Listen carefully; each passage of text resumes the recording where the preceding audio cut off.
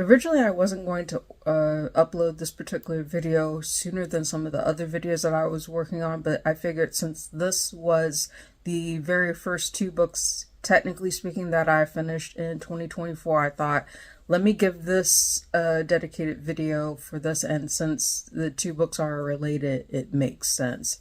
But oh boy, this is going to be a doozy of a video. I can already tell. If you're trying to gauge what to expect in this, maybe I might give you a hint in the thumbnail. We'll see. But hi everyone, my name is Rose, also known as TA Summers. Welcome back to my channel. Today's video is going to be a review of the first two books that I technically finished in 2024. It's a carryover from a read that I started last year, and then I finally did finish it for the first part of this year. My very first read of 2024. I wish that I could say I had better things to say about it, because I went into this book thinking, oh, this is right up my alley. It is a hockey romance. It's about hockey. It's a romance novel.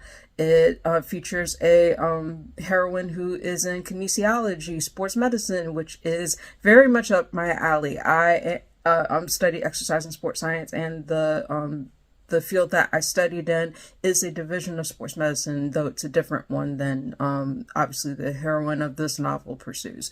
But I knew when it was described to me, like in terms of the premise, I'm like, okay, I'm on board for this. And then the other factor of it is this is considered to be a wide shoes polyamorous type romance, so it is different than a lot of the other romances you may see in hockey romances. So I am going to be talking about the novella That One Night by Emily Rath, as well as the book Pucking Around by Emily Rath. Since I read the audio book for it, it contains both stories within the two, so I'm going to be talking about those two particular books since they were part of one collection. But I think it's easier for me to talk about That One Night first, since that sets up the framework to the events that happen in Emily Rath's Pucking Around. That One Night is a very short read novella, and contrary to what some people may tell you, you don't have to read That One Night before going into Pucking Around. It is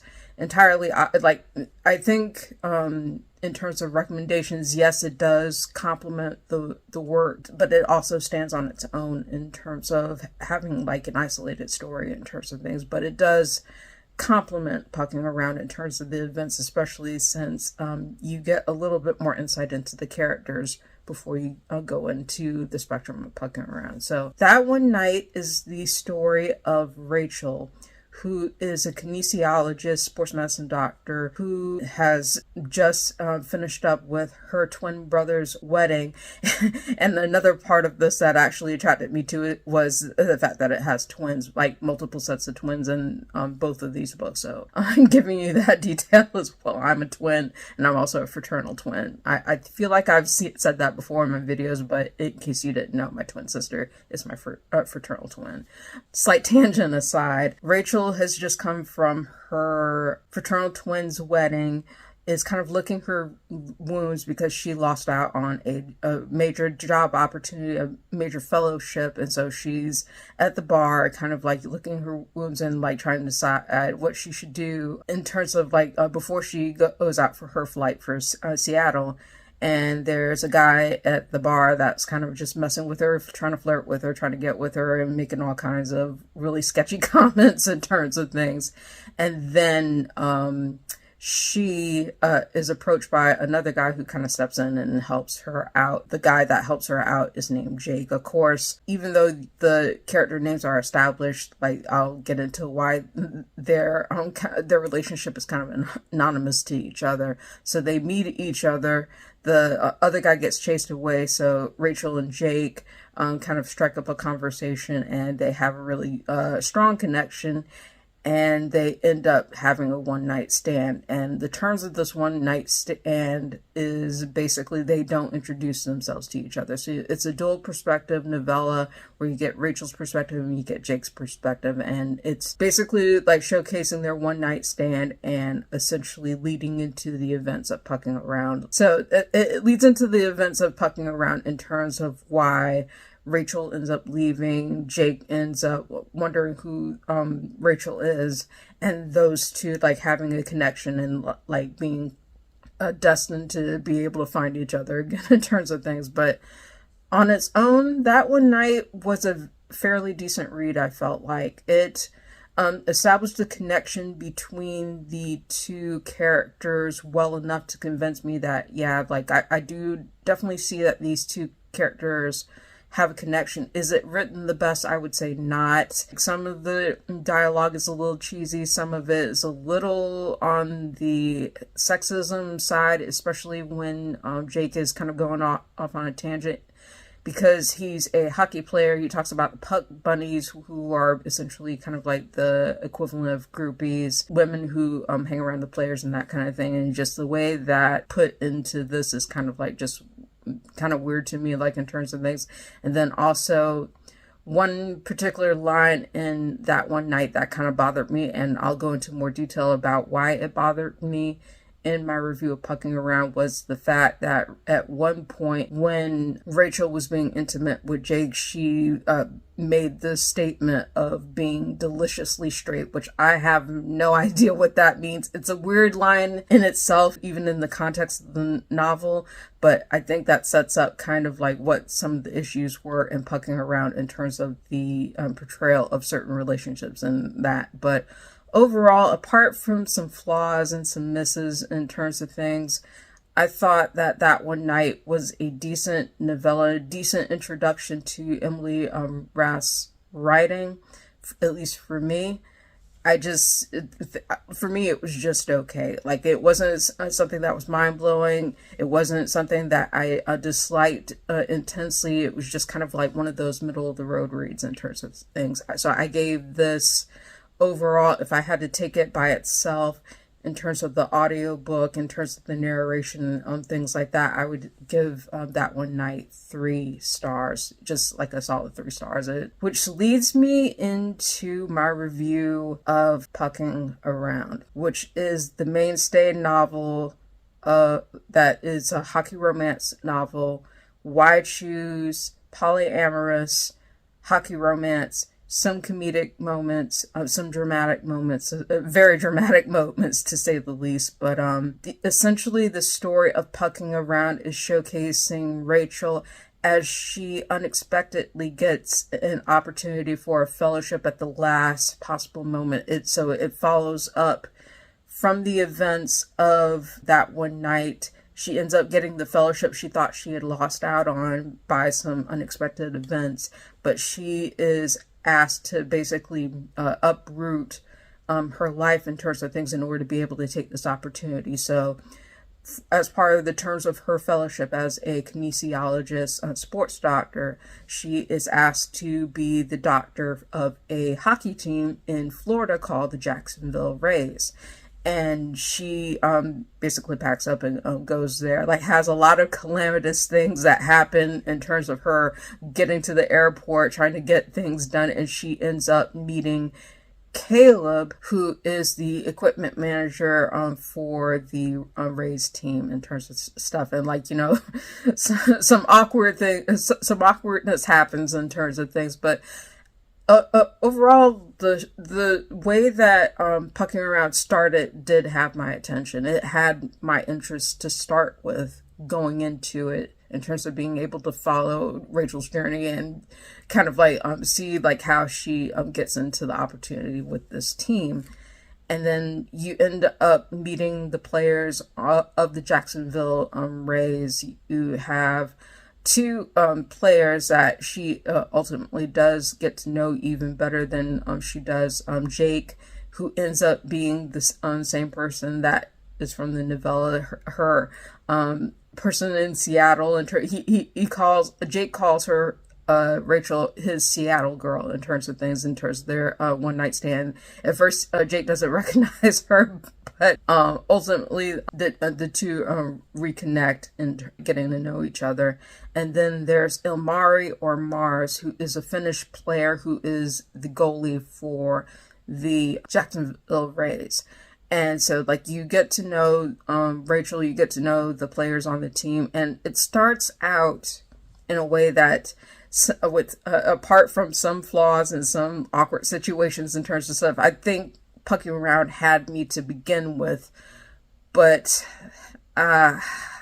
the further it went on, the more it lost me in terms of both interest, and just a lot of things felt like it dropped the ball on.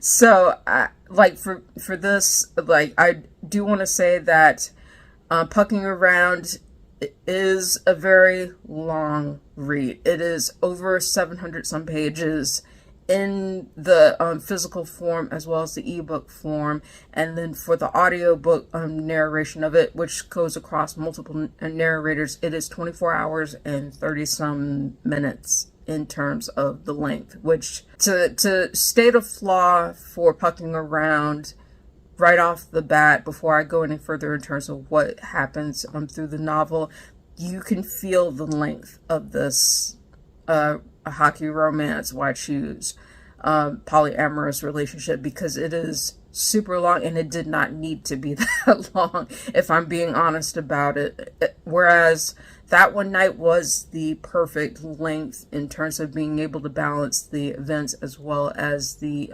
connection between the two characters. Pucking Around, I wouldn't say that it was too long in the beginning, where it was doing the setup in terms of introducing you to the characters, and Rachel getting this opportunity, and getting to know the players and things like that. But once certain things started to kick in, you could definitely feel the weight of this particular novel in terms of where it chooses to go and how it chooses to go about it. So if we're talking about in terms of, like, the perspective characters for Pucking Around, you have Rachel, you have Jake, you have Caleb, and you also have Ilmari or Mars. And so all four of their perspectives are within the novel of Pucking Around, and they trade between depending on what situation they're particularly in. There are so many issues with respect to Pucking Around in terms of what it chose to do that it's hard to know where to begin. First of all, I feel like Rachel was a big issue in terms of this particular novel, in terms of, like, she starts out okay, but then at a certain point when she starts hitting it off with these particular players, she starts transcending the professionalism of her role, and you're constantly, like, told in the narrative in terms of stuff. On one hand, Rachel values this professionalism, being able to do certain things, but then her actions completely go in the opposite direction in terms of the way that she initiates contact and ultimately establishes her relationships between Caleb, Ilmari, and Jake. She already has a relationship with Jake based on the one night stand that happened in that one night, but even with Caleb and even with Ilmari, it's like she kind of catapults their, like, a relationship with them without considering the sentiments of the other guys in terms of stuff. And it's relatively clear that she wants all of them in terms of things, and doesn't really consider, like, you know, their roles and their feelings in terms of how this relationship comes about. And the other part of it that I had noticed that people had labeled this as a White Shoes polyamorous romance. The differences between White Shoes and polyamorous are: White Shoes focuses specifically on a main female character and basically the relationship that the guys have with her specifically, whereas for polyamorous relationships, White Shoes is a type of polyamorous relationship, but polyamorous relationships in a romance novel tend to both focus on across multiple characters. So I would say that it's technically more accurate to call Pucking Around a polyamorous romance novel. And for this, it's not even just Rachel's relationship that is established with the guys. It's also the friendship between Caleb and Jake, and it's ultimately lending into something more between them in terms of like, because you find out that Caleb is gay and has had feelings for Jake for the longest time, but he's not sure if it's reciprocated, and that particular relationship doesn't get off the ground until he's forced to kind of confront it when Rachel enters the picture and starts that polyamorous relationship between her and the rest of the guys. There was a lot going on in this novel. I know that I've talked about it like for a certain point. I'm trying to sum it up as best I can. I talked about it in my review on Goodreads, and the blog, my blog review will be coming up pretty shortly, probably after this video gets posted. I'm trying to condense it down in terms of like what it started out fine and then just quickly kind of descended once the kickoff for this polyamorous relationship got going. Just so many different issues between Rachel's sense of recklessness and lack of concern, care for the guys that she's with, and kind of like even just transcending their boundaries, but the narrative kind of goes with it anyway, like in terms of stuff, because it's centered on what she wants. The other part of it is that Rachel kept transcending the boundaries of so many of the different guys, whether it's like getting involved in the family matters of one of the players, to like not even thinking about like the previous history of a player, which could have been easily avoided if she just did a simple Google search to figure out like his background and why he didn't play hockey anymore and that kind of thing, and researching his history, which lent into some really dramatic moments that are ultimately like revealed as Pucking Around goes on, that just really didn't sit well with me in terms of stuff. Rachel's recklessness a lot of times and lack of care, and essentially like being a contradictory character, really did take away from my enjoyment of the novel. So that's the first issue that I want to point out. Another issue that I had with Pucking Around has to do with respect to the sheer amount of intimate scenes that were in this book in terms of things. And I know that this is a mature book, and I definitely encourage people to read the trigger warnings for this book, because it is very, very steamy, boundary transcending, deals with a lot of difficult issues in terms of things. So, and to make a note of it, these trigger warnings are not included in the audio book. It may be for the physical book, but it's not included for the audio book. So I would say definitely seek out the trigger warnings for Pucking Around if you haven't already. I will post that in the corner for your reference for those of you who want to have that information in terms of things, but just FYI. But another of the issues that I had with this novel are the steamy scenes are too much, and I wouldn't even just say in the sense of intensity and like boundary transcending. It's the fact that they're so long and tedious. It didn't even feel to me like many of the scenes were actually steamy, especially like it just felt like it was just kind of going on and on and on, and I'm like, when is this thing going to end? I'm like, I'm not necessarily feeling any of the like really the chemistry of the characters in here. I'm more interested in kind of seeing, like, there were some scenes that I thought were fine for what they were, but then it was getting to the point where like I felt like the writing didn't support how like the intimacy, like in terms of the chemistry with the characters, and it felt like they droned on for way too long, which added to the length of the book, and it just felt like it was like wash, rinse, cycle, repeat in terms of like how Rachel gets with each of the guys. And then even one of the guys that she's with, she doesn't actually get with until after 50% of the book, and it even felt like it was kind of a little contrived because of how that was set up. But I just, it really just like added a lot of unnecessary filler to the length of the book, and you can definitely feel the weight of it in terms of how Rachel ends up getting with Caleb, ends up getting with Jake, ends up getting with Ilmari. And to talk a little bit about the guys' characters a little bit, I thought that their establishment was well done at first in terms of things. You really do get to care about the characters, whether it's Caleb's situation in terms of him being the equipment manager, but he used to be a hockey player and an injury sidelined his career. And essentially, like, the book kind of like walks through how that happened and the toll that it took on him, which was something that I was invested in terms of his character. Jake's character was also established well, like in terms of his background, also as a player.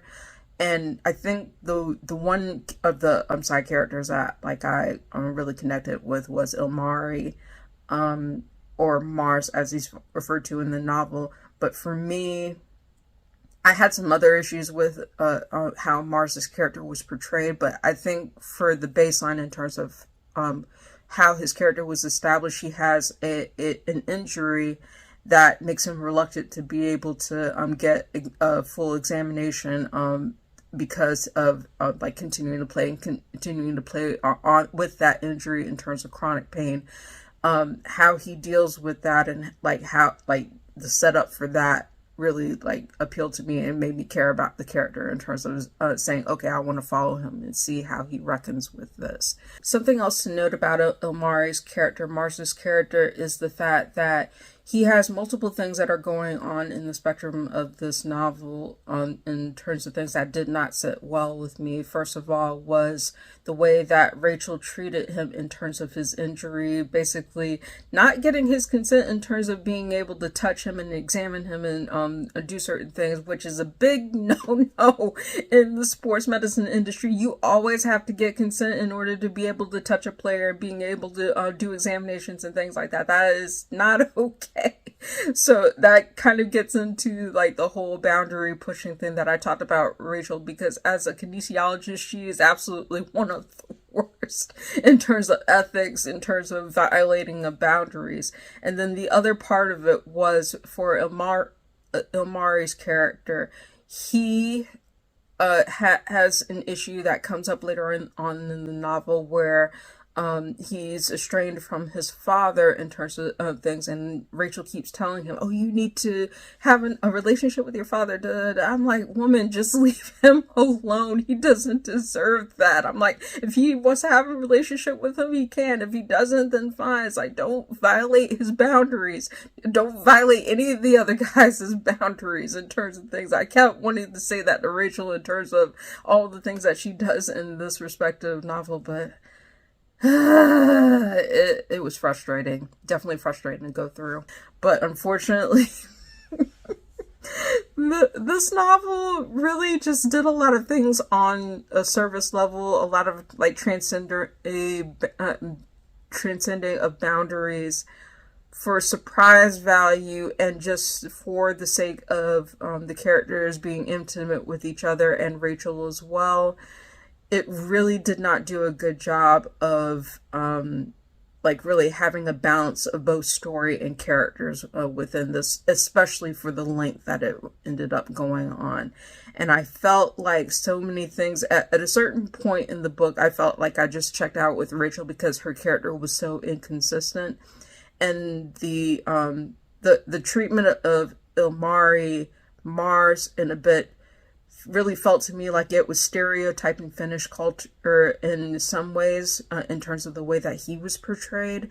And so that was something that bothered me when I was reading the novel in terms of how it chooses to explore his background and how Rachel kind of fetishizes his culture a bit. It kind of reminded me of how E.L. James fetishizes Albania because of the heroine's background in The Mister, which that book drove me off the wall. I already told y'all that was one of the worst books I ever read, which the less said about that, the better. If you haven't seen my worst of reads, I'll link them in the cards above for your reference. But at least to say a positive, like where this started, it made me want to care about the characters, and it made me feel like it was talking about hockey and like showcasing some of the games and showcasing some of the issues in terms of Rachel being a sports author. But I think the further on the book went, to a certain point, it was more focused on the intimacy, and it felt in some points that it forgot that it was a hockey romance novel. Like, you get that it's a romance novel, even erotic in some points, but at the same time, the intimate scenes were going on for so long in terms of stuff. It took a long time for it to get back to the actual hockey portion of the book, and there was very little pushback, maybe in some pieces where Rachel was getting pushback for her sense of violating professionalism, up to the point where the other shoe dropped and the characters got or were discovered in terms of their respective relationship. But the way that was handled was just not great, to say the least.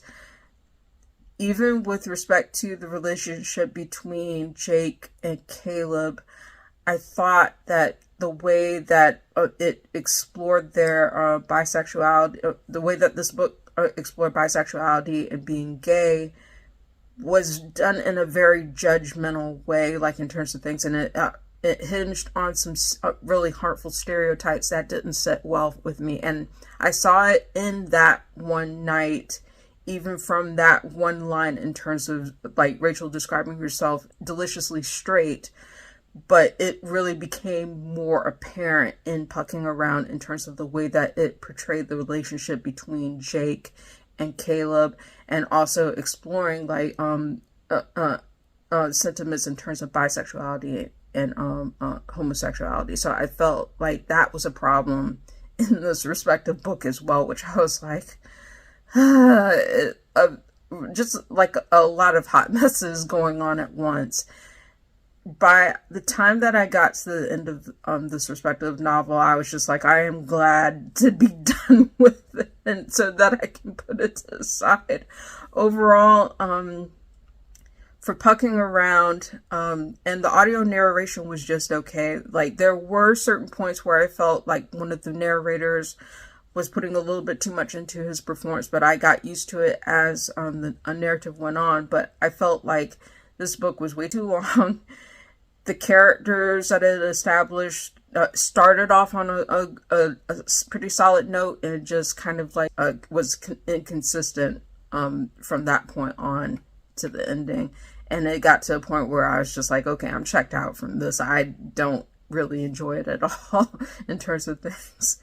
So I overall gave Pucking Around 1.5 out of 5 stars. So it definitely fell flat on its face for me. I kind of factor in the audiobook performance in this, like, to kind of like boost it up a little bit in terms of stuff. But if I had to rate the story was not great. It was not great, and it really dropped the ball for me, like in terms of like, it had so many different things that it could be appealing for, but I think ultimately it was a letdown for a hockey romance, and for a contemporary hockey romance, and even for the particular genre that it was in. It's not the first Why Choose that I've read. It's not the first hockey romance that I've read, and it's not the first contemporary hockey romance that I've read. But overall, Pucking Around, 1.5 out of 5 stars.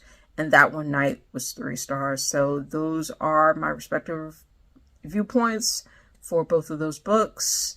Overall, it just did not work for me. I'm hoping my next attempt at hockey romance will be better than this. Am I going to continue with the series? Probably not. But those are my thoughts. Thank you for watching. If you like this video, please give it a thumbs up. Hit the subscribe button and hit the notification bell to be informed of when I post new videos. Thank you again for watching. I hope you have a wonderful day, and I'll see you next video.